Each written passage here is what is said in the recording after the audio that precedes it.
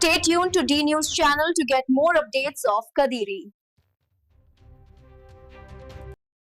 Party ఆవిర్భావం నుండి వైఎస్ఆర్ కాంగ్రెస్ పార్టీలో తనకల్లు మండల కన్వీనర్గా కంటిన్యూ అవుతూ ఈరోజు జిల్లా ఉపాధ్యక్షునిగా ఎన్నిక కాబడినటువంటి బైక్ భాస్కర్ రెడ్డి గారి ఆహ్వానం మేరకు ఈరోజు తనకల్లు చీకమానిపల్లి ఆయన స్వగృహానికి రావటం తెనేటి విందులో పాల్గొంటాం.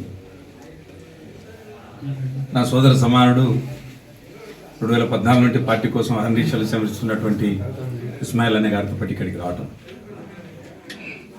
మాజీ మండల కన్వీనర్ మధుసూదర్ రెడ్డి అన్న గారు, ఇలా జనార్దన్ గారు, రామన్న గారు, చిదన్న గారు, అమ్ములన్న గారు, ఫైజుల్లన్న గారు, అలానే హేమసుందర్ గారు, భాస్కర్, ప్రతి ఒక్కరు పేరు పేరున ఈ మండల నాయకులందరి ఆధ్వర్యంలో సుధర్లరా ఈ మండలంలో నాయకులు కార్యకర్తలందరూ కలిసికట్టుగా మొదటి నుండి చూస్తున్నారు. 2014లో కానీ 19లో కానీ నిన్న 24లో కానీ ప్రత్యేకించి ఇస్మాయిల్ అన్న గారి మండలాన్ని ఇన్ఛార్జ్ తీసుకొని నాకు తెలిసి అన్ని పంచాయతీలు ఊరా తిరిగిన కార్యక్రమం బాగా కష్టపడినాం, చేసినాం. అందరం దురదృష్టవశాత్తు మనం ఓడిపోవడం జరిగింది. తెలుగుదేశం పార్టీ వాళ్ళు చేసిన దుష్ప్రచారం వల్ల, వాళ్ళు చెప్పిన అబద్ధాల హామీల వల్ల మనం ఓడిపోవడం జరిగింది. బాగా గమనించండి, 2 సంవత్సరాల దాదాపున జరిగిపోతా ఉంది. వాళ్ళు ఇచ్చిన సూపర్ 6 హామీలు ఏవి అమలు కాలేదు. కూడా కాస్త కూస్తో పెన్షన్ విషయంలో జరిగినా కూడా 4,000 రూపాయలు ఇస్తా అన్నా కూడా వాటిలో ఫెయిల్ అయినవి చాలా ఉన్నాయి. కొత్త పెన్షన్లు ఇప్పటి వరకు ఇవ్వకపోవటం, ఈ 2 ఏళ్ల కాలంలో అయిన వృద్ధులు కానీ, వితంతులు కానీ, వికలాంగులకు కానీ కొత్తగా పోర్టల్ ఓపెన్ కాకపోవటం, 50 ఏళ్ళు దాటిన బీసీ, ఎస్సీ, ఎస్టీ మైనార్టీలకి 50 ఏళ్ళు దాటిన పెన్షన్ ఇస్తాన్న కార్యక్రమంలో ఎవరికి ఇవ్వకపోవటం, మీరంతా సక్సెస్ అని చెప్పుకుంటున్న పెన్షన్లు కూడా ఇన్ని లోపాలు ఉన్నాయి. ఆ తర్వాత సంవత్సరానికి 3 సిలిండర్లు ఇస్తామన్నారు. నాకు తెలిసి 2 ఏళ్ళకి ఇప్పటికి 6 సిలిండర్లు రావాల్సింటే 1 సిలిండర్ ఇచ్చింగ్, ఒక సిలిండర్ ఇచ్చినా పాపాన పోలేదు. ఇంకా మీరు ఆడబిడ్డల నిధి కానీ, లేకపోతే ఇంకోటి కానీ ఏవీ సక్సెస్ కాలేదు. ప్రతి 18 ఏళ్ళు దాటిన పాపకి మీరు నెల 15,000 చొప్పున 15 సంవత్సరానికి 18,000 ఇస్తామని చెప్పినారు. అవి కూడా ఎక్కడ అమలు కాలేదు. కూడా రైతులకు చెప్పినట్టు 2 ఏళ్ళకి ఇప్పటికి కేంద్ర ప్రభుత్వంతో సంబంధం లేకుండా సంవత్సరం 20,000 ఇస్తా అని చెప్పిన మీరు 2 ఏళ్ళు దాటిన 40,000 రూపాయలు రావాల్సిన దానికి కేవలం నాకు తెలిసి 5,000 రూపాయలు మాత్రమే వచ్చింది. ఇంకా నిరుద్యోగ వృత్తి చెప్తే అర్థం కాని పరిస్థితి. ఇంతవరకు ఒక ఉద్యోగం ఇచ్చింది లేదు. ఉన్న ఉద్యోగాలు జగన్ రెడ్డి గారు ఇచ్చిన ఉద్యోగాలు కూడా పెరికేసి కొత్త ఉద్యోగాలు ఇవ్వకోకుండా నిరుద్యోగ వృత్తి కూడా ఎవరికి ఇవ్వకుండా మోసం చేసే కార్యక్రమం. నిన్న మొన్న ఎన్నికలు అయిపోయినాయి. జగన్మోహన్ రెడ్డి గారిని ఎలా బదనాం చేయాలనే ఉద్దేశంతోనే యావత్ ప్రపంచవ్యాప్తంగా ఉన్న 120 కోట్ల హిందువుల మనోభావాలు దెబ్బతీసే విధంగా ఆ దేవదేవుని వెంకటేశ్వర స్వామిని కూడా రాజకీయాల్లోకి లాగి లడ్డు అపవిత్రం జరిగింది, లడ్డులో జంతువుల కొవ్వు కలిపారని చెప్పి నిరాధారమైన నిందలు వేసి జగన్మోహన్ రెడ్డి గారి మీద అతని హిందువునే కాదు అనే దుష్ప్రచారం చేసే స్థితికి, అంటే తిరుమలను భ్రష్టు పట్టించినాడు, దేవుని లడ్డులో కొవ్వు కలిసింది, అయోధ్యకు పంపించారు, అక్కడికి పంపించారు, ఇక్కడికి పంపించారు, ఆ ఊరికి 1,00,000 లడ్డు పంపించారు, ఈ ఊరికి 1,00,000 లడ్డు పంపించారని చంద్రబాబు నాయుడు గారి పాఠం ఎత్తుకోవటము, ఫాలోడ్ బై ఆయన పవన్ కళ్యాణ్ గారు ఓటపరి వేషం మార్చి గడ్డం పెంచి ఆయన సనాతన ధర్మం అంటే చెప్తూ వచ్చి దీక్షలు చేయటం, తిరుమలకు వచ్చి మీటింగ్ పెట్టి, తిరుపతికి వచ్చి మీటింగ్ పెట్టడం, ఆ తర్వాత దుర్గమ్మ గుడికి పోవటం విజయవాడలో, అక్కడ మెట్లు కడిగి రకరకాల దుష్ప్రచారం చేయటం. ఈరోజు నివేదిక వచ్చింది, ఎక్కడా జంతు కలేబరాలు కలవలేదు, ఎక్కడా కొవ్వు కలవలేదు, కెమికల్ కల్తీ ఉన్నాయి అని చెప్పారు. ఆ కల్తీలు కూడా ఫామ్ ఆయిల్, డాల్డానో ఏదో ఉన్నాయని చెప్పినారు. ఆ రోజు కూడా ఫామ్ ఆయిల్, డాల్డానో ఉందని చెప్పితే మీరు ఎంత బాగుండు, లేని దాన్ని మీరు ఎక్కడో చూసినట్టు ఆవుకో కలిసింది, పందికో కలిసింది, రకరకాల దుష్ప్రచారాలు చేసి మమ్మల్ని సోదరులారా, ప్రజలు మమ్మల్ని నమ్ముతారు కూడా.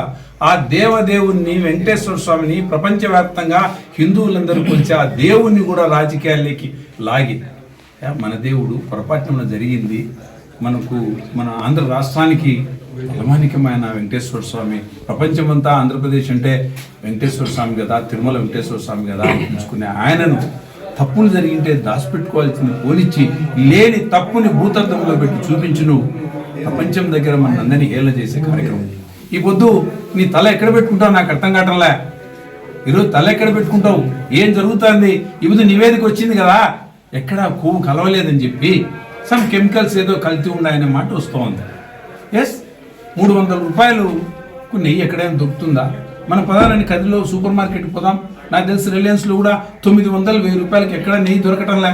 పల్లెల్లో మనందరం పాడి పరిశ్రమ ఉండాలమే, మనకు నెయ్యి కొనుక్కోవాలంటే ఎక్కడ పోయినా కూడా 800-900 రూపాయలు పల్లెల్లో కూడా నెయ్యి దొరకటంలే.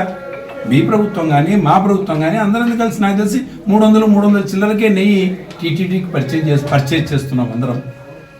దాంట్లో ఫామ్ ఆయిల్ కలవటమో లేకపోతే డాల్డా కలవటం అనేది కామన్గా జరుగుతుంది. ఈ మాటలు మాట్లాడుకోకుండా దాంట్లో జంతు కొవ్వు కలిసిందని చెప్పి దుష్ప్రచారం, నువ్వు అందులో ఏమన్నా పిల్లోడు మాట్లాడినా అజ్ఞాని మాట్లాడినా నేను ఒప్పుకుంటా. కానీ ఇన్ని ఏళ్లుగా సీఎం పోస్ట్ చేసి ప్రతిపక్ష నాయకుడిగా ఉండి అంత అనుభవం కలిగిన చంద్రబాబు నాయుడు గారు అంత దిగజారిపోయి మాట్లాడటం, ఈ రోజుకైనా ఆ దేవదేవుని దగ్గరికి పోయి క్షమాపణ కోరుకొని నన్ను క్షమించు, తప్పు చేసినా పొరపాటు చేసినా అని చెప్పి పోయి గుడి మెట్లు కడగటం కాదు. ముందు మీరు, నువ్వు, మీ లోకేష్ గారు, పవన్ కళ్యాణ్ గారు, మీరందరూ ఫినాయిల్ తెచ్చుకొని ముందు మీ నోర్లు క్లీన్ చేసుకోండి ఫస్ట్. ఆ తర్వాత ఏమైనా ఉంటే మాట్లాడదాం. ఇంతకంటే దుర్మార్గమైన చర్య నేను ఎక్కడ చూడలేదు. జంతు కలేబరాలు కలిశాయని చెప్పి అబాండాలు వేసి ఇలాంటి ఎన్ని అబద్ధాలు చెప్పగలుగుతారు మీరు? ఎన్ని నిందలు వేయగలుగుతారు మీరు? ఇలాంటి నిందలు వేసే కార్యక్రమాన్ని మానుకోమని చెప్పి ప్రజలకు అబద్ధాలు చెప్పి ప్రభుత్వాలలోకి వచ్చి లేనిపోని అలివి కాని హామీలు, ఆచరణ సాధ్యం కాని హామీలు చెప్పి ప్రజలను మోసం చేసి రాజ్యాధికారంలోకి రావటం, ఆ రాజ్యాధికారంలోకి వచ్చిన తర్వాత ప్రజలకు మోసం చేయడం అనేది నీకు ఒక ఆనవాయితీ అయిపోయింది. అలాంటి మోసాలకు అలవాటు పన్నాం. నేను ఇంకా మారినావు, రేపొద్దున ఇంకా మారుతావు, చెప్పిన మాట నిలబెట్టుకుంటావు అనే ఆశతోనే నీకు ఓట్లేయటం జరిగింది కూడా. ఈరోజు ప్రజలకు ఇచ్చిన మాట ఎక్కడా నిలబెట్టుకోలేకుండా పల్లె లేకపోయినప్పుడు, ప్రజలు లేకపోయినప్పుడు అడిగితే, ప్రభుత్వం గురించి అడిగితే ఈ రాష్ట్రంలో ప్రభుత్వం ఉందా అనే ఆలోచన ఎవరికి పోయింది. ఎందుకంటే ప్రభుత్వమే లేదనిపిస్తుంది. ఇక్కడ పాలన అనేది ఎక్కడ కనపడటంలే. గతంలో జగన్మోహన్ రెడ్డి గారు వచ్చినప్పుడు ఒక పండుగ వాతావరణం పల్లె లేకపోతే ఎక్కడనో చోట ఒక గ్రామ సచివాలయము, రైతు భరోసా కేంద్రము, ఒక వెల్నెస్ సెంటరు కట్టడము, ప్రభుత్వం వస్తానే వాలంటీర్ వ్యవస్థ పెట్టడము, గ్రామ సచివాలయ సిబ్బందిని అపాయింట్ చేయటము, రాష్ట్రం మొత్తం మీద మెడికల్ కాలేజీలు డెవలప్ చేయటము, స్కూళ్ళన్నీ నాడు నేడు కింద డెవలప్ చేయటము, పోర్టులు కట్టడము, హార్బర్లు కట్టడము.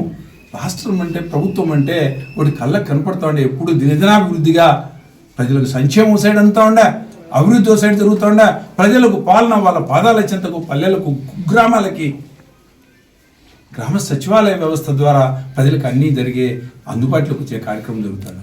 ఈ రోజున అసలు ప్రభుత్వం ఉందా లేదా, ఏమైనా గవర్నెన్స్ హాలిడే ఉందా ఏంటి, ఇక్కడ ఏమీ జరగటంలా. నిర్వీర్యమైపోయి నిశ్చేష్టులైపోయి ప్రజలు అందరూ పల్లెల నుండి తట్టాబుట్ట సర్దుకొని సిటీలకి వలసపోయేంత పరిస్థితికి ఈ రాష్ట్ర ప్రభుత్వం తీసుకొచ్చింది ప్రజల జీవితాల్ని. ఇంకైనా మానుకో, ఆ దేవుని మీద నిందలు వేయద్దు. ఒక మారు తిరుమలకు పోతానే ఒక చిన్న అప్రసిద్ధి జరిగి నువ్వు చావు బతుకుల వరకు పోయావు కూడా, ఆ దేవుడు నిన్ను గడ్డనేశాడు వెంకటేశ్వర స్వామి.